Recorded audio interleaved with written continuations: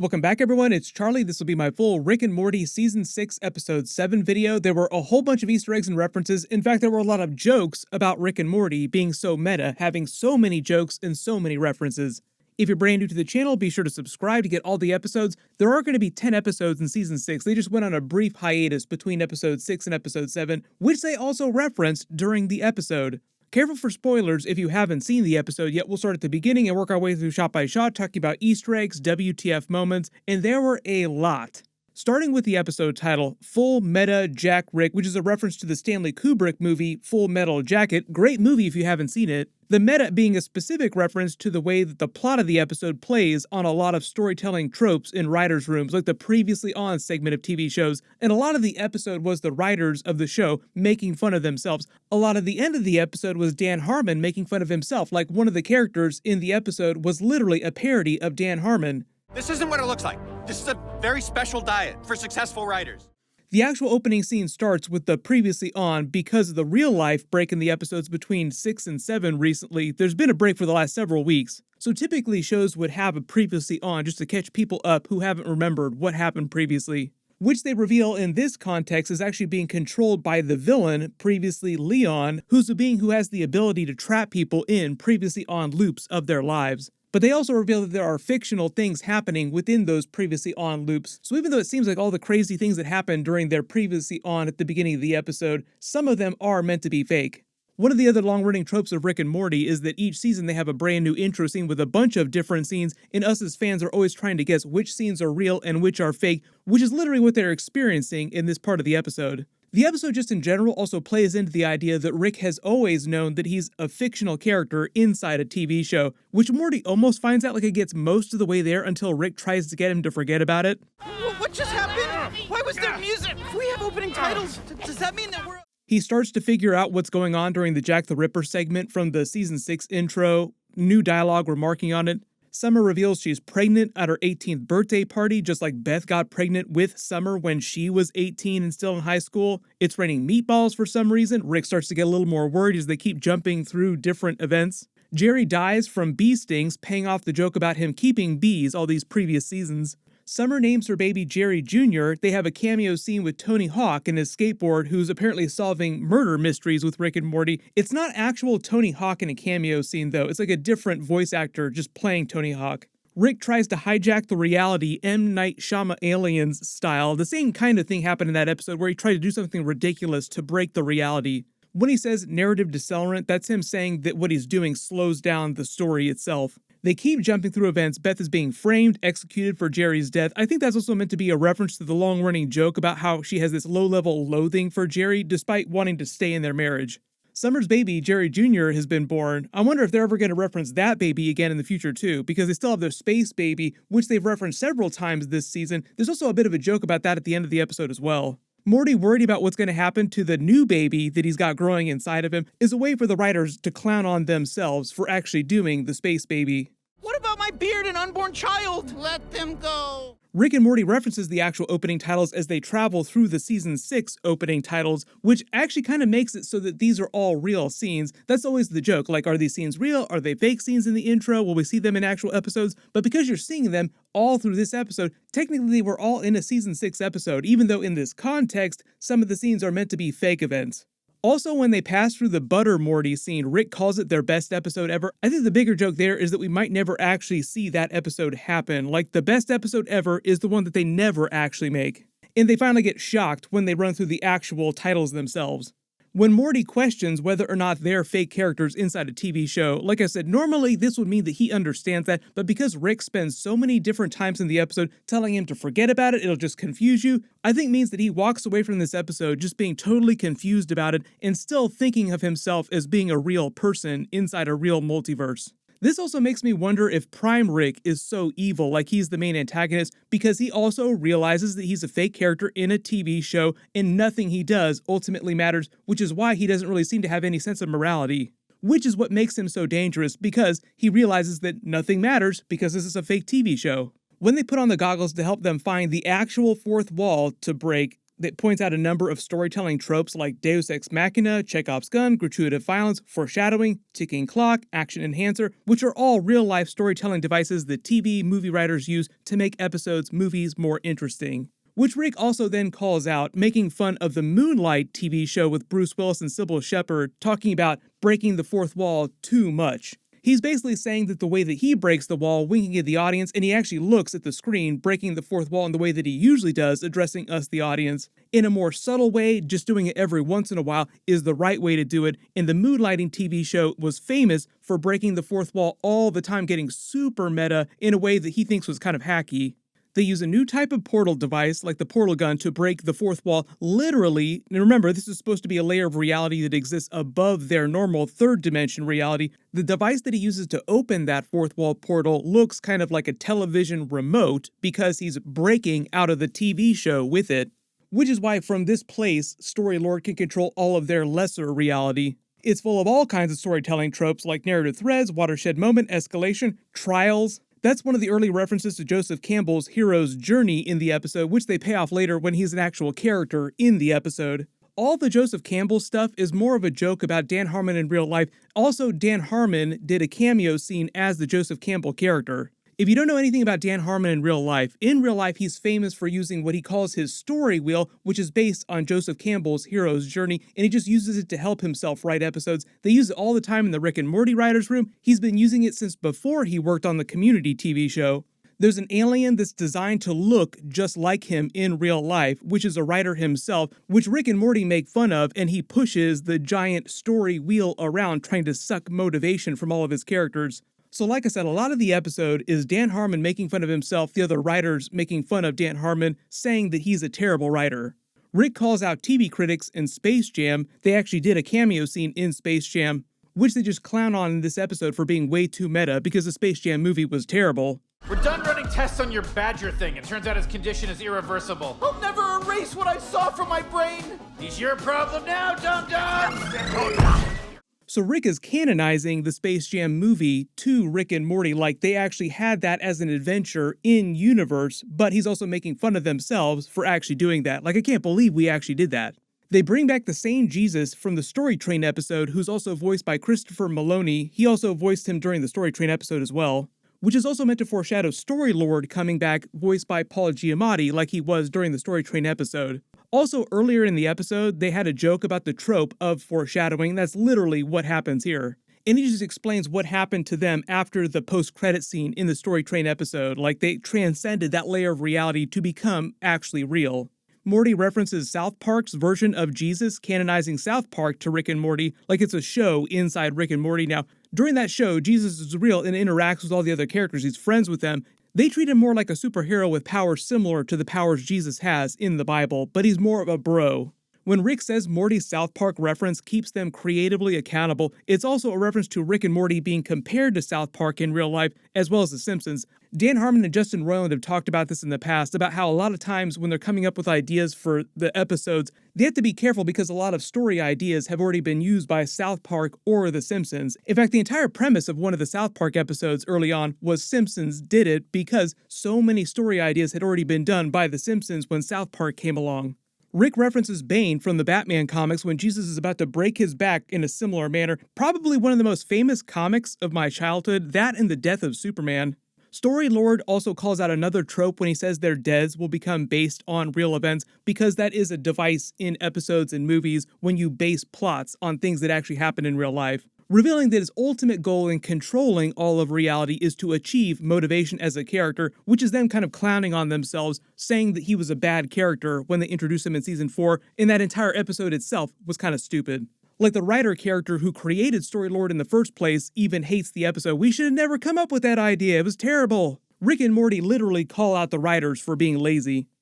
That's dumb. So lazy. Forward your notes to my ass. It needed to never be pitched. I did my job. Goomby, the Ice Queen, the tickets please guy, they just bailed on it. He also calls out the unlikely ally trope, which is a story where villain usually turns sides to help the heroes, which they pay off when previously Leon uses his powers to trap Jesus in a previously on loop of his own life. This is Mary Magdalene, who was a hooker. His mother's name was also Mary in the Bible. He meets his disciples, we see him on the cross. Remember, they actually used a wooden Pinocchio Jerry to crucify someone when society restarted and they went through similar ages of evolution again. This is just meant to be Jesus' resurrection in the Bible after he was crucified. And then like the Rick and Morty previously on starts to get weirder and weirder. And the same thing happens with Jesus' previously on, where he turns down Napoleon's offer for an alliance, he faces off against the Loch Ness Monster, and fights Dracula. He becomes a tech billionaire, tries to use his money to resurrect Mary Magdalene, and then tries to get a witch to remove his powers successfully, growing old and feeble, and then seeing a reincarnated version of Mary who's become a nurse. They reference Storylord being a fictional character in the Story Train episode when he picks up one of the actual toys from that episode, going to the remnants of the Citadel of Ricks where it was constructed, and the whole joke here is the idea that the creation becoming pissed off at the creator. But it's also meant to be a reference to the fans of the show in real life getting pissed off at Dan and Justin because of the way the episodes go. And he spends a lot of these scenes making fun of Dan Harmon. Is this your office or your apartment? Why does it smell like you sleep here? You're my creator. Why are you pathetic? When he says the other Ricks in the Citadel wanted to do a Canterbury Tales type of story, that's a Chaucer reference like it's a real-life book. Canterbury Tales is a series of short adventures following different characters. The poker game episode of Batman is a real thing. Batman the Animated Series, now canon to Rick and Morty. That episode is called Almost Got Him, where each of the Batman villains describe an adventure where they almost kill Batman. Also, it should be noted that in real life, Kevin Conroy just passed away, the voice of that version of Batman, one of the best Batman of all time. So quick moment of silence for him.